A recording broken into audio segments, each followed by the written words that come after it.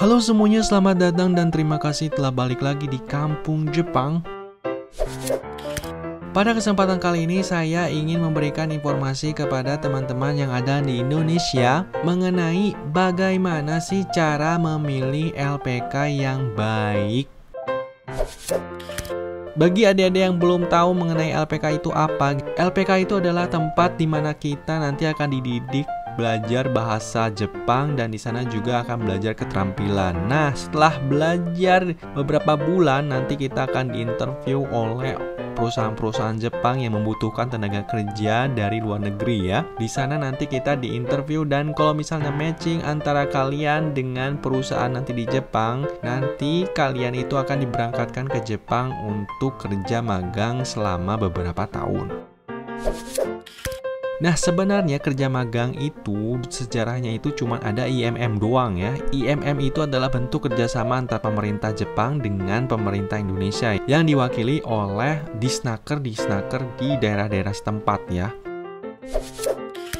Nah, sekarang itu beberapa tahun yang lalu, sudah lama sih ini ya, muncul LPK-LPK swasta. Jadi, untuk bekerja magang di Jepang itu aksesnya lebih mudah karena selain IMM, juga terdapat LPK-LPK swasta yang bisa memberangkatkan orang-orang.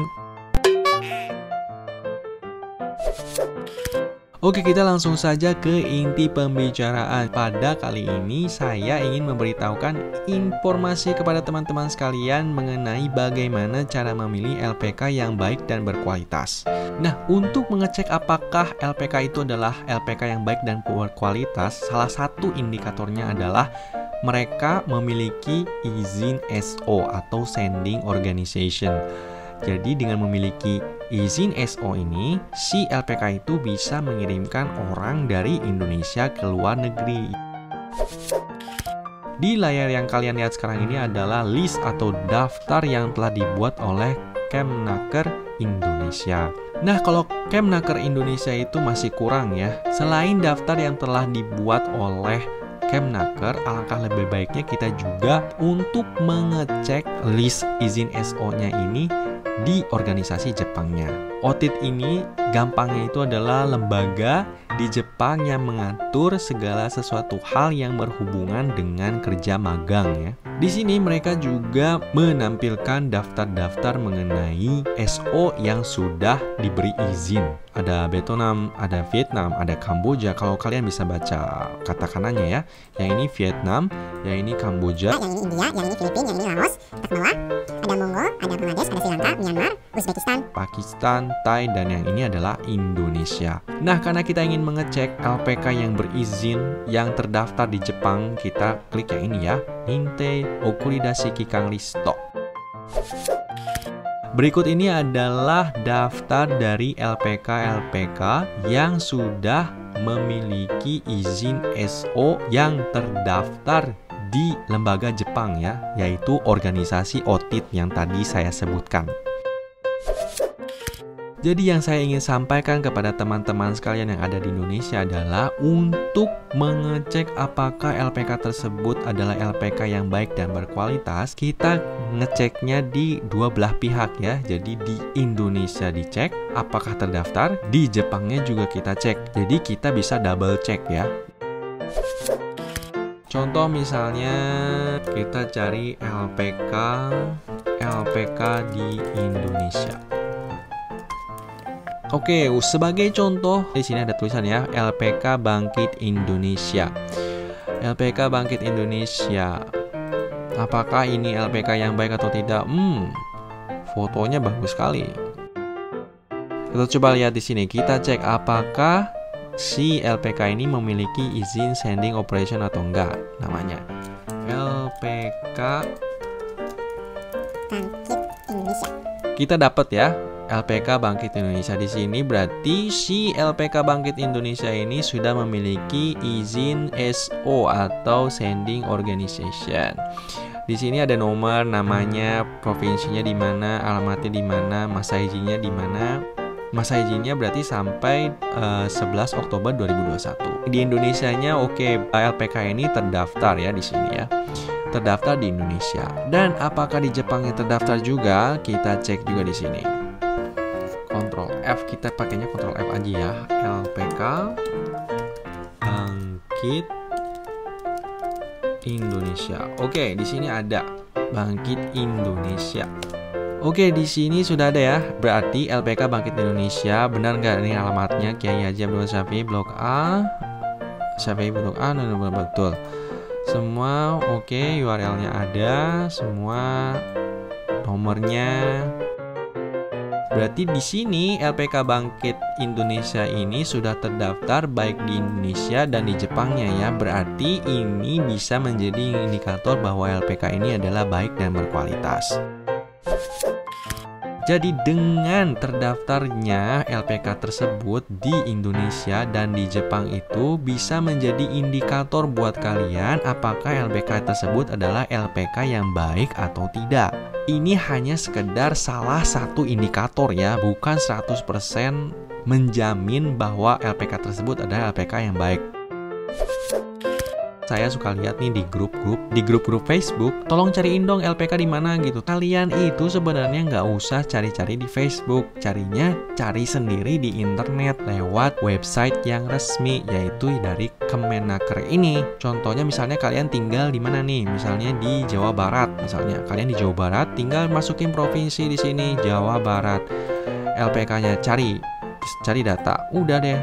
Ketemu Jawa Barat, provinsi Jawa Barat di mana? Misalnya saya tinggal di Karawang, ada nggak Karawang di Indonesianya? Nih Karawang, oke Karawang ada 2 nih, LPK Japindo Karawang dan LPK Hikari Indonesia. Kita coba di LPK Hikari Indonesia ya.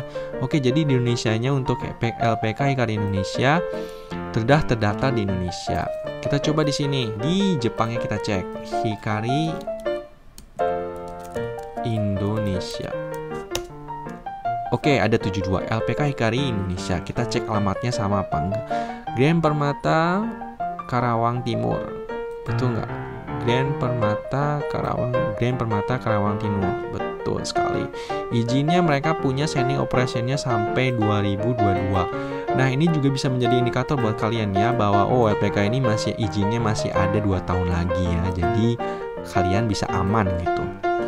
Oke, terus mereka juga ini nomor, ini websitenya, terus ini apa ini? Ini nama penanggung jawabnya, ini nomor teleponnya, ini emailnya. Terus mereka nggak punya kontak di Jepang ya di sini ya. Nah, jadi yang saya ingin sampaikan ini loh, kalian bisa searching sendiri untuk memilih LPK yang baik dan berkualitas, yaitu dengan menggunakan website resmi dari Kemenaker, dan yang keduanya itu adalah mengeceknya langsung di Jepang ya. Makanya saya kasih tahu juga kepada teman-teman sekalian itu website Jepangnya ya, jadi supaya lebih pasti apakah list yang daftar yang ada di Kemenaker ini 100% benar atau enggak gitu. Karena saya pernah baca di berita, walaupun ada LPK yang sudah memiliki izin SO di Indonesia, tapi mereka itu belum ada history atau track record mengirimkan anak-anak ke luar negeri atau ke Jepang gitu ya. Jadi mereka cuma terima aja orang gitu banyak, tapi nggak dikirim-kirim ke Jepang gitu. Karena nggak ada koneksi di Jepangnya gitu, nggak ada lowongan kerja yang mereka dapat gitu dari Jepang. Oke deh, jadi intinya bagaimana cara untuk memilih LPK yang baik dan berkualitas. Salah satu indikatornya adalah dengan mencari apakah LPK tersebut terdaftar di Indonesia dan di Jepang. Dan perlu saya ingatkan, walaupun si LPK tersebut sudah terdaftar baik di Indonesia dan di Jepang, belum bisa menjamin bahwa LPK tersebut 100% baik dan berkualitas. Karena walaupun sudah memiliki izin SO, karena tidak memiliki koneksi di Jepangnya gitu, jadi mereka itu nggak dapat tawaran kerja dari Jepangnya gitu. Jadi mereka cuma bisa menerima siswa dari Indonesia, terima uang dari siswa untuk mengadakan pelajaran bahasa Jepang gitu, tapi untuk kerjaannya sendiri mereka nggak ada. Sebenarnya sih kalau misalnya saya bisa kasih saran kepada Kemenaker ini mengenai daftar sending organization ini kan kalau misalnya kalian lihat tabelnya di sini kan cuma tertulis nomor, nama SO, provinsi, alamat, dan masa izin. Harusnya ditambah satu lagi nih. Kalau bahasa Jepangnya itu disebutnya jiseki atau track recordnya. Misalnya dari LPK itu berdiri sampai sekarang sudah berapa orang yang mereka kirim gitu ke luar negeri. Dengan mengetahui berapa banyak siswa yang sudah mereka kirim dari Indonesia ke luar negeri yaitu Jepang, bisa lebih meyakinkan kita bahwa LPK ini adalah benar-benar LPK yang baik dan benar. Selain itu, supaya kalian tidak mudah tertipu dengan LPK abal-abal, setelah kalian cek apakah LPK tersebut terdaftar di Indonesia dan Jepang ya, kalian cek juga nih, kan biasanya kalau kalian itu cari LPK yang dekat dengan rumah ya. Kalau menurut saya sih, misalnya kalian tinggal di Jawa Tengah dan misalnya kalian juga tinggal di Semarang misalnya. Contoh, nah di Semarang nih ada banyak nih. Ada banyak 1, ada 2, 3, 4, 5, 6, 7, 8. Tuh, ada 8 LPK yang ada di Semarang yang terdaftar di Indonesia. Nah, misalnya kita anggap yang 8 LPK ini sudah terdaftar juga di Jepang ya. Jadi cari aja yang dekat dengan rumah kalian. Kalian bisa telepon mereka atau kalau menurut saya sih lebih baik datang ke sana dan tanya gitu langsung, jangan lewat WhatsApp. Dengan datang langsung ke tempat LPK tersebut, kalian bisa merasakan langsung apakah LPK ini baik atau enggak gitu. Kalian kan bisa lihat juga dari gedung, orang-orangnya, siswa-siswanya. Terus kalian juga bisa tanya mengenai jumlah orang yang telah mereka berangkatkan juga. Dan nanti juga kalian kalau misalnya kalian bisa pergi cari-cari LPK lebih dari 1, kalian bisa membandingkan satu sama lainnya gitu. Dan kalian nanti bisa dapat yang cocok dan mana yang lebih meyakinkan kalian. Oke deh, cukup untuk video kali ini. Semoga informasinya bisa bermanfaat bagi teman-teman sekalian yang ada di Indonesia, terutama yang sedang cari-cari kerja magang di Jepang ya. Jadi jangan sampai kalian itu tertipu oleh LPK yang abal-abal. Jadi kalian bisa cek langsung keberadaan mereka, apakah mereka terdaftar di Indonesia dan juga di Jepang. Selain itu, saya juga menyarankan kepada teman-teman sekalian, setelah kalian tahu misalnya LPK itu terdaftar, kalian coba cek langsung ke lapangan ya. Jadi cek, tanya-tanya ke mereka berapa biayanya, apa segala macam. Kalau misalnya ada beberapa dari kalian yang berpikir, aduh kak saya nggak ada duit untuk ngecek LPK di lapangan langsung, ya anggapnya begini deh, mending hilang 30 juta 40 juta atau cuman ongkos untuk cari-cari info LPK yang benar dan berkualitas. Mending mana? Rugi mana?